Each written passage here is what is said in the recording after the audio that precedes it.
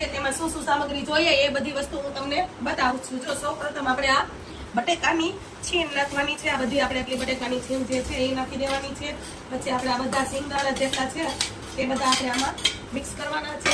પછી આપણે જે આમ તૈયાર મિક્સ ચવાણું જે આવે ને એ આપણે નાખવાનું છે, આમાં મિક્સ કરવાનું છે। થોડુંક આ પણ ચવાણું છે, જો આમાં મિક્સ છે, આમાં બધી વસ્તુ છે। બાકીયા ભૂંગળી મમરી, આપણે મમરી જેની સેવ, તીખી કઢી બધી વસ્તુ છે।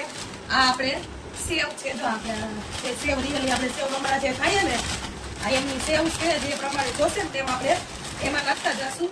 અને આપણે આ બધું જો ટેસ્ટ બનાવવાનો છે સરસનો।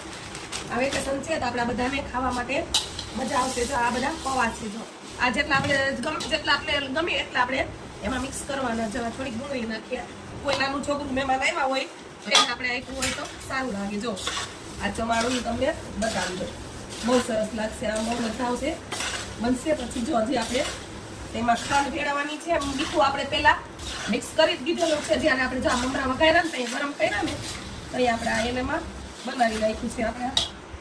જો હવે આ ખાંડ છે, આ ગાયડી ખાંડ છે, અને આ આપણે મસાલો છે। જો આ મસાલો છે, આ સ્પેશિયલ ચેવડાનો મસાલો। જો હવે આ ચેવડો તૈયાર થઈ ગયો છે, અને હવે આપણે ડબ્બામાં ભરી લેવાનો છે। સીતારામ, હર હર મહાદેવ, જય સિયારામ, જય કમળા દેવી માતાજી।